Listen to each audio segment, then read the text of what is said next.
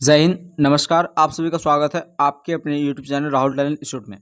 दोस्तों, आज की इस वीडियो में बात करने वाले हैं क्लास 10th हिंदी का चैप्टर नंबर 7 गोधली भाग 2 का चैप्टर नंबर 7 यानी परंपरा का मूल्यांकन। इसके रचयिता कौन है भाई? रामविलास शर्मा जी। ठीक है, आप कहेंगे भाई डायरेक्ट ऑब्जेक्टिव सब्जेक्टिव कैसे शुरू हो गया? देखिए, यह वीडियो जो है ना आपका, अगर आप कहें कि चैप्टर पढ़े हैं कि नहीं पढ़े हैं, आपको चैप्टर पढ़ने की ज़रूरत बिल्कुल नहीं पड़ेगा। क्यों? क्योंकि अगर आप चैप्टर पढ़ेंगे भी ना तो भी आपको कुछ समझ में नहीं आने वाला है। क्या बात कर रहे हैं यार, समझ में सही में आपको समझ में नहीं आने वाला है। ठीक है, अगर आप खुद से भी अगर आप 2-3 बार पढ़ते हैं ना, फिर भी आपको एक ही चीज़ के बारे में मिलेगा और वो ही मिलेगा परंपरा, यानी प्राचीन काल के परंपरा को जो है हम लोग के बारे में सीखने को मिलता है, मूल्यांकन करने को मिलता है। ठीक है, इसलिए इस चैप्टर का नाम है परंपरा का मूल्यांकन। ये परंपरा का मूल्यांकन जो है परंपरा के मूल्यांकन नामक बुक से ये लिया गया है। ठीक है, तो हम लोग सिंपल सा इस चैप्टर का क्या करने वाले हैं, ऑब्जेक्टिव और सब्जेक्टिव क्वेश्चन करने वाले हैं। जो सब्जेक्टिव क्वेश्चन, देखिए सब्जेक्टिव क्वेश्चन बहुत सारा है इस चैप्टर में, लेकिन जो सब्जेक्टिव क्वेश्चन आपके लिए ज़रूरी है और जो पूछा जाता है बार बार, उसी को हम केवल इस वीडियो में आपको बताएंगे, जो कि आपके लिए काफ़ी ज़्यादा इंपॉर्टेंट है। ठीक है, तो चलिए बिना देरी के इस वीडियो को स्टार्ट करते हैं। सबसे पहला ऑब्जेक्टिव हम लोग देखेंगे, फिर सब्जेक्टिव को देखने वाले हैं। ठीक है, चलिए ऑब्जेक्टिव क्वेश्चन पहले ध्यान से देखिए आप। सबसे पहला क्वेश्चन है, हिंदी आलोचना के हस्ताक्षर कौन थे? भाई डॉक्टर रामविलास शर्मा जी।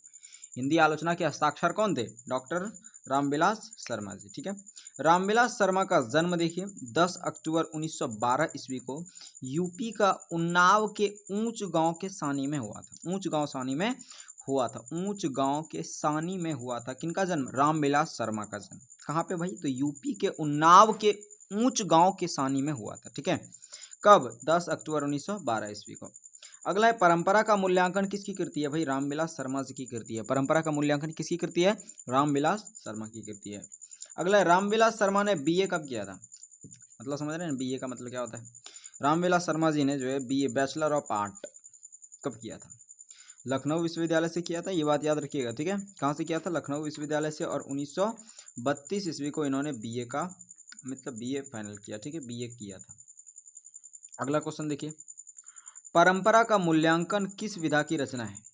आपको पता होना चाहिए परंपरा का मूल्यांकन जो है क्या कहानी है, निबंध है, संस्मरण है या लघु कथा है? तो याद रखिएगा परंपरा का मूल्यांकन जो है वो क्या है? निबंध है। ठीक है, क्या है? निबंध है। परंपरा का मूल्यांकन क्या है? निबंध है। ठीक है, आप अगर दो बार अगर आप इस वीडियो को देख लिए ना तो आपको याद हो जाएगा इस क्लास में ही। ठीक है, रामविलास शर्मा किस संस्थान के निदेशक बने थे? कौन से संस्थान के ये निदेशक बने थे? के.एम. हिंदी संस्थान, जे.एम. हिंदी संस्थान, हिंदी साहित्य अकादमी या राष्ट्रभाषा के परिषद? याद रखिएगा किस संस्थान के ये निदेशक बने थे? तो के.एम. हिंदी संस्थान के ये निदेशक बने थे। ठीक है, चलिए 7वां नंबर प्रश्न हम लोग देख लेते हैं।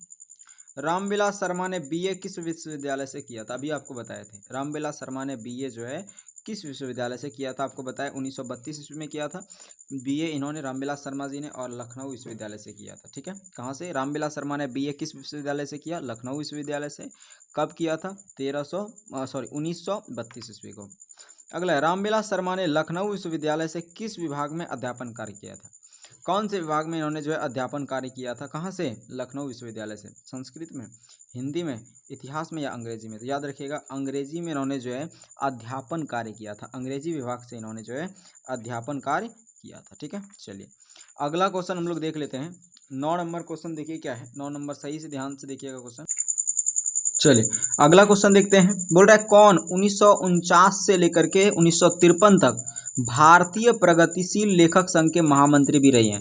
भाई रामविलास शर्मा जी जो है ना 1949 से लेकर के 53 तक भारतीय प्रगतिशील लेखक संघ का क्या रहे हैं? महामंत्री रहे हैं। ठीक है, अगला है, किस विश्वविद्यालय के कुलपति के अनुरोध पर, क्या बोल रहे हैं, कुलपति के अनुरोध पर रामविलास जी को मतलब जी के.एम. हिंदी संस्थान के निदेशक बने थे? अभी बताया था आपको के.एम. हिंदी संस्थान के निदेशक ये बने थे कि नहीं, लेकिन किनके अनुरोध पर, मतलब किस विश्वविद्यालय के कुलपति के अनुरोध पर? कुलपति के अनुरोध पर ये जो है के.एम. हिंदी संस्थान के क्या बने थे? निदेशक बने थे। कौन से विश्वविद्यालय के? तो याद रखिएगा आगरा विश्वविद्यालय के निदेशक, यानी वहाँ का जो कुलपति था उनके कुलपति के आग्रह करने पर, अनुरोध करने पर विश्वविद्यालय को फिर जो है रामविलास जी को जो है क्या किया गया था? के.एम. हिंदी संस्थान का निदेशक घोषित किया गया था, बनाया गया था। ठीक है, चलिए अगला क्वेश्चन देखते हैं हम लोग। रामविलास शर्मा का निधन कब हुआ था? भाई 30 मई 2000 ईस्वी को। और कहाँ हुआ था? दिल्ली में हुआ था। ठीक है, चलिए अगला क्वेश्चन, प्रगतिशील आलोचना का विकास होता है किसके आधार पर, किससे? प्रगतिशील आलोचना का विकास किससे होता है? प्रगतिशील आलोचना का विकास धर्म ज्ञान से, साहित्य की परंपरा ज्ञान से, कला के ज्ञान से या इतिहास ज्ञान से? याद रखिएगा, प्रगतिशील आलोचना का जो विकास होता है वो होता है साहित्य की परंपरा के ज्ञान से। ठीक है, साहित्य की परंपरा का अगर आपको ज्ञान है तो प्रगतिशील आलोचना में विकास होना तय है। अगला क्वेश्चन 13 नंबर क्वेश्चन देखिए क्या है। 1943 में अज्ञेय द्वारा संपादित तार सप्तक, मतलब अज्ञेय ने जो है कौन सी रचना को यानी कौन से पुस्तक को संपादित किया था? तार सप्तक को। ठीक है, 1943 में अज्ञेय ने 1943 में तार सप्तक का संपादन किया। इसमें कितने कवियों की कविताएं संग्रहित है? याद रखिएगा, इसमें नाम में ही है तार सप्तक, यानी 7 कवियों का सितारा वाला बुक। ठीक है, तो 7 कवियों का जो है क्या है इसमें संग्रहित है कवियों की कविताएं। ठीक है, अगला क्वेश्चन है, साहित्य की परंपरा का पूर्ण ज्ञान किस व्यवस्था में संभव है? साहित्य की परंपरा का पूर्ण ज्ञान जो है कौन सी व्यवस्था में संभव है? तो याद रखिएगा, साहित्य की परंपरा का पूर्ण ज्ञान जो है समाजवादी व्यवस्था में संभव है। ठीक है, समाजवादी व्यवस्था में संभव है। 15 नंबर क्वेश्चन देखिए क्या है। देखिए 15 नंबर क्वेश्चन कहाँ गया? हाँ, यहाँ है। साहित्य सापेक्ष रूप में क्या होता है? साहित्य सापेक्ष रूप से क्या होता है ना? पराधीन, जड़, परतंत्र या स्वाधीन? याद रखिएगा, साहित्य जो होता है वो सापेक्ष रूप में स्वाधीन होता है, यानी अपने अधीन होता है साहित्य। ठीक है, वायरन एक कवि था। ठीक है, लेकिन किस भाषा के कवि थे? वायरन जो थे वो किस भाषा के कवि थे? ये क्वेश्चन पूछा गया, याद रखिएगा। वायरन किस भाषा के कवि रहे हैं? तो अंग्रेजी भाषा के ये कवि थे। ठीक है, अगला क्वेश्चन 17 नंबर क्वेश्चन देखिए क्या है। साहित्य में विकास प्रक्रिया किस तरह संपन्न होती है? समाज की तरह, शहर की तरह, जंगल की तरह, शहर की तरह या परिवार की तरह? साहित्य में जो विकास होता है यह प्रक्रिया किसकी तरह संपन्न होता है? याद रखिएगा, समाज की तरह। जैसे समाज संपन्न होते जाता है उसी तरह से साहित्य भी संपन्न होते जाता है। ठीक है, अगला है, निराला की साहित्य साधना किनकी कृति है जो 3 खंडों में रचित है? याद रखिएगा, निराला की जो साहित्य साधना रचना है वो रामविलास शर्मा जी की है। और ये क्वेश्चन जो है आपके एग्जाम में बन चुका है कि निराला की साहित्य साधना कितने खंडों में रचित है? तो याद रखिएगा 3 खंडों में रचित है। ठीक है, 3 खंडों में। इसके रचनाकार हैं हमारे रामविलास शर्मा जी। अगला 19 नंबर क्वेश्चन है, सभ्यता का हर स्तर क्या नहीं होता? सभ्यता का हर स्तर क्या नहीं होता? धर्म युद्ध, कर्म युद्ध, वर्ग युद्ध या द्वंद्व युद्ध? सभ्यता का हर स्तर क्या नहीं होता? याद रखिएगा, सभ्यता का हर स्तर वर्ग युद्ध नहीं होता है। ठीक है, अगला है, रामविलास शर्मा जी ने पुरस्कार की राशि किसे दान स्वरूप दिया था? गरीबों को, बेरोजगारों को, भारत सरकार को या राज्य सरकार को? तो याद रखिएगा, भारत सरकार को इन्होंने जो है क्या किया था? भारत सरकार को अपनी जो इन्हें पुरस्कार की राशि प्राप्त हुई थी उसे इन्होंने भारत सरकार को दान स्वरूप दे दिया था। ठीक है, अगला क्वेश्चन है, आदिम का अर्थ क्या होता है? याद रखिए, आदिम का अर्थ होता है अति प्राचीन। क्या होता है? अति प्राचीन। एथेंस किस महादेश में है? याद रखिएगा, एथेंस जो है हमारा है यूरोप महादेश में। एथेंस देश है। ठीक है, और ये कौन से महादेश में आता है भाई? यूरोप महादेश में आता है। एथेंस कौन से महादेश में है? यूरोप महादेश में। ठीक है, आपसे एक क्वेश्चन है भाई कि इटली और जर्मनी कौन से महादेश में है ना? आपको कमेंट सेक्शन में बताना है इटली और जर्मनी कौन से महादेश में है। ठीक है, चलिए यहाँ तक आपका कवर हो गया। इसका स्क्रीनशॉट आप ले लिए होंगे यहाँ से। चलिए 23 नंबर क्वेश्चन हम लोग यहाँ से देखते हैं। ठीक है, फोकस करिए। 23 नंबर क्या है? प्रेमचंद्र और उनका युग किनकी रचना है? प्रेमचंद्र और उनका युग किनकी रचना है? प्रेमचंद का, अज्ञेय का, दिनकर जी का या रामविलास जी का? प्रेमचंद और उनका युग ये रामविलास साहब की रचना है, रामविलास जी की रचना है। प्रेमचंद और उनका युग। ठीक है, प्रेमचंद और उनका युग किनकी रचना है? रामविलास शर्मा की रचना है। ठीक है, अगला क्वेश्चन देखिए क्या है। लैटिन कवि कौन है? इनमें क्वेश्चन ध्यान से पढ़िएगा। क्या है? लैटिन कवि कौन है? लैटिन कवि कौन है? वर्जिल, वायरन तो भाई अभी आपको बताया था कि ये अंग्रेजी कवि है ना? शेक्सपियर या फिर रेनर मारिए रिल्के? लैटिन कवि पूछा गया। कौन सा कवि पूछा गया? लैटिन कवि। याद रखिएगा, वर्जिल। ठीक है, और ये वायरन कौन से कवि है? तो ये पता है आपको, अंग्रेजी कवि है। ठीक है, किन लोगों के लिए साहित्य की परंपरा का ज्ञान सबसे आवश्यक? कैसे लोगों के लिए? ठीक है, तो याद रखिएगा, वैसे लोगों के लिए जो साहित्य में युग परिवर्तन करना चाहते हैं, इन लोगों के लिए साहित्य की परंपरा का ज्ञान अति आवश्यक है। ठीक है, अगला क्वेश्चन, साहित्य के निर्माण में किनकी भूमिका निर्णायक है?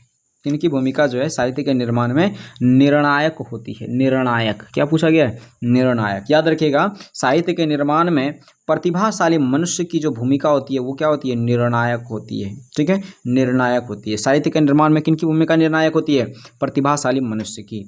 अगला है अविच्छिन्न का शाब्दिक अर्थ क्या होता है? अविच्छिन्न का शाब्दिक अर्थ क्या होता है? खंडित, अटूट, प्रवाहित या ठहराव। अविच्छिन्न पूछा गया है। क्या पूछा गया है? अविच्छिन्न, अविच्छिन्न, अविच्छिन्न। ठीक है, अविच्छिन्न का मतलब होता है अटूट, अटूट, जैसे अविच्छिन्न विश्वास यानी अटूट विश्वास। ठीक है, अविच्छिन्न का मतलब अटूट विश्वास। ठीक है, यानी अटूट। किस क्रांति के बाद रूसी और गैर रूसी जातियों के आपसी में बहुत बड़ा परिवर्तन हुआ? याद रखिएगा, 1917 की क्रांति में जो है इनमें बहुत बड़ा परिवर्तन देखने को मिला था। किसमें? रूसी और गैर रूसी जातियों में। ठीक है, अगला 29 नंबर क्वेश्चन देखिए, क्या है क्वेश्चन? कौन गुलाम देश या जिसकी सभ्यता ने, मतलब कौन गुलाम देश था जिसकी सभ्यता ने सारे यूरोप को प्रभावित किया था? भारत, अमेरिका, दक्षिण अफ्रीका या एथेंस? याद रखिएगा, एथेंस। एथेंस एक ऐसा गुलाम देश था जो पूरे यूरोप की सभ्यता को प्रभावित कर दिया था इन्होंने। ठीक है, रामविलास शर्मा जी क्या है? कवि हैं, आलोचक हैं, नाटककार हैं या साहित्यकार? तो अभी आपको बताए थे भाई ये एक आलोचककार हैं, आलोचनाकार हैं ये, और ये साक्षात्कार, आलोचक के साक्षात्कार माना जाते हैं। ठीक है, अगला है परंपरा का मूल्यांकन निबंध किस पुस्तक से संकलित है? भाई परंपरा का भी आपको बता दिए थे कि परंपरा का मूल्यांकन जो है ये निबंध परंपरा का मूल्यांकन नामक पुस्तक से ही संकलित है। ठीक है, अगला क्वेश्चन है दूसरों की नकल कर लिखा गया साहित्य कैसा होता है? मतलब दूसरे की नकल करके हम अगर साहित्य की रचना कर रहे हैं तो वो क्या कहलाएगा? उत्तम कहलाएगा? बिल्कुल नहीं। मध्यम? नहीं। अधम या व्यंग? तो याद रखिएगा अधम कहा जाता है उसको। दूसरों का क्या बोल रहे हैं? दूसरों का कॉपी करके, नकल करके लिखा गया साहित्य को हम लोग अधम कहते हैं। क्या कहते हैं? अधम कहते हैं। ठीक है, अगला देखिए 33 number question, Leonardo da Vinci और एंगलो, ठीक है, किसकी देन है? मतलब कौन से देश के ये वासी रहे हैं? कौन से देश ने इन्हें जो है ऐसे वीर जवानों को उत्पन्न किया? ठीक है, कौन से देश के हैं ये? तो याद रखिएगा, रैफल, लियोनार्दो दा विंची और एंजेलो, ये किसकी देन है? इंग्लैंड की, फ्रांस की, इटली की या यूनान की? तो दोस्तों अगर बात करें कि ये किसकी देन है तो वो हमारा है इटली की। किसकी है? इटली की ये देन है। ठीक है, इटली की। जैसे अरस्तु किसकी देन है भाई? तो आपको पता होगा यूनान की देन है ना। चलिए अगला क्वेश्चन है, क्या क्वेश्चन है भाई? हाँ, अगला क्वेश्चन है हमारा, शेक्सपियर कौन थे? नाटककार, कहानीकार, निबंधकार या उपन्यासकार? याद रखिएगा नाटककार था शेक्सपियर। ठीक है, अगला है कला का पूर्णतः क्या होना भी दोष है? मतलब कला जो होता है, कला, आर्ट, उसका पूर्णतः क्या होना भी एक दोष है? स्पष्टता, ज्ञान, निर्दोष या ऑल? याद रखिएगा कला का पूर्णतः जो है निर्दोष होना भी एक दोष है। ठीक है, बड़ा ही अजीब चीज़ है ना, कला का पूर्णतः क्या होना? निर्दोष होना भी एक दोष है। ठीक है, तो यहाँ तक आपको बस इतना ही ऑब्जेक्टिव तैयारी करना है। ठीक है, इसका भी चाहे तो आप यहाँ से स्क्रीनशॉट ले सकते हैं। बस इतना ही आपको नोट्स बना लेना है, खुद ब खुद तैयारी कर लेना है, बस कवर हो गया आपका। ठीक है, अब हम लोग सब्जेक्टिव क्वेश्चन पे थोड़ा सा फोकस कर लेते हैं। ठीक है, चलिए सब्जेक्टिव क्वेश्चन भी देखिए लेते हैं भाई, कौन इतना सा 3 क्वेश्चन के लिए आपके लिए अलग एक वीडियो बनाता है ना। चलिए देखिए, क्या है? परंपरा का ज्ञान किनके लिए सबसे ज़्यादा आवश्यक है और क्यों? परंपरा का ज्ञान किनके लिए सबसे ज़्यादा आवश्यक है और क्यों? याद रखिएगा परंपरा का ज्ञान जो है उनके लिए ज़्यादा आवश्यक है जो लोग साहित्य में युग परिवर्तन करना चाहते हैं, क्रांतिकारी रचना, साहित्य रचना करना चाहते हैं, उनके लिए साहित्य की परंपरा का ज्ञान आवश्यक है। क्यों? क्योंकि साहित्य की परंपरा से प्रगतिशील आलोचना का ज्ञान होता है। ठीक है, बस यही चीज़ आपको लिखना है कि जो लोग साहित्य में युग परिवर्तन करना चाहते हैं, जो क्रांतिकारी साहित्य रचना करना चाहते हैं, उनके लिए जो है साहित्य की परंपरा का ज्ञान होना अति आवश्यक है। अब कहेगा क्यों आवश्यक है भाई? क्योंकि साहित्य की परंपरा से जो है ना प्रगतिशील आलोचना का ज्ञान होता है। अगर जिसको साहित्य की परंपरा का ज्ञान हो गया ना, वो प्रगतिशील आलोचना का भी विकास होता है, उसका ज्ञान होता है। ठीक है, तो इसका मतलब बना सकते हैं यार, खुद ब खुद याद तो करना ही पड़ेगा। ठीक है, बिना याद किए आप इस चैप्टर में कुछ नहीं कर सकते। अगला है, बहुजातीय राष्ट्र की हैसियत से कोई भी देश भारत का मुकाबला क्यों नहीं कर सकता? बहुजातीय राष्ट्र की हैसियत, अभी जो एक पहला क्वेश्चन जो बताया था अभी, बहुत ही इंपॉर्टेंट क्वेश्चन है, वही पूछता है इस चैप्टर से, हर बार जो पूछता है वही 2 क्वेश्चन केवल पूछता है, बाकी ये सब तो खैर कंपार्टमेंटल वगैरह में पूछा गया है। ठीक है, फिर भी देख लेते हैं, बहुजातीय राष्ट्र पूछने का हो सकता है चांस वगैरह।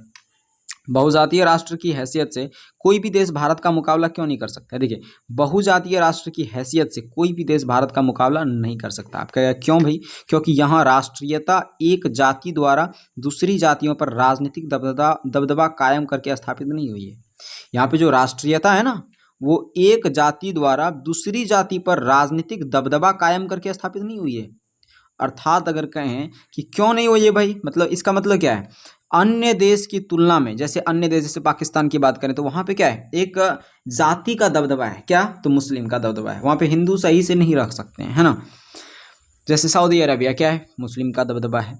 बांग्लादेश क्या है? मुस्लिम का दबदबा है। उसी तरह से जो है भारत में ऐसा नहीं है। भारत में ऐसा बिल्कुल नहीं है। अन्य देश की तुलना में इस राष्ट्र के सामाजिक विकास में कवियों के महत्वपूर्ण भूमिका भी रही है, ठीक है। और कई ऐसे जातीय कवि हुए हैं जो कि अपनी जात की मतलब बड़ाई ना करके संपूर्ण भारतीय राष्ट्रीयता की बड़ाई करे हैं, ठीक है। अगला है, भारत की बहुजातीयता मुख्यतः संस्कृति और इतिहास की देन है। कैसे? भारत की बहुजातीयता मुख्यतः संस्कृति और इतिहास की देन है। कैसे? तो देखिए, भारत में विभिन्न जातियों का मिला जुला इतिहास रहा है। बिल्कुल सही है। बहुत सारी जातियां भारत में रही है, बसी है, अभी भी है, और उनका जो इतिहास रहा है वो मिला जुला रहा है। समरता स्थापित मतलब समानता, ठीक है, समानता स्थापित करना सिखाया है उन्होंने। यही भाव राष्ट्रीयता की भाव को मजबूत करता है, और यही भावना जो है ना, राष्ट्रीयता की भावना को मजबूत करता है। महर्षि व्यास द्वारा महाभारत और वाल्मीकि द्वारा प्राप्त रामायण भारतीय साहित्य की एकता स्थापित करता है, ठीक है। ये क्लियर हो गया आपका ये चैप्टर, ठीक है। अब इसमें से सबसे इम्पॉर्टेंट जो आपको बता रहे हैं वो ये है, सबसे इम्पॉर्टेंट आपको अगर सब्जेक्टिव क्वेश्चन याद करना है इस चैप्टर में, बस एक तो ये याद कर लीजिए, ठीक है। बाकी ये दोनों उतना भी इम्पॉर्टेंट नहीं है, फिर भी आप चाहें तो याद रख सकते हैं, लेकिन ये तो बहुत ही मोस्ट VBI क्वेश्चन है ये इस चैप्टर के लिए, ठीक है। तो ये चैप्टर भी हमारा खत्म हुआ। मिलते हैं हम लोग अगले वीडियो में, तब तक के लिए जय हिंद, जय भारत।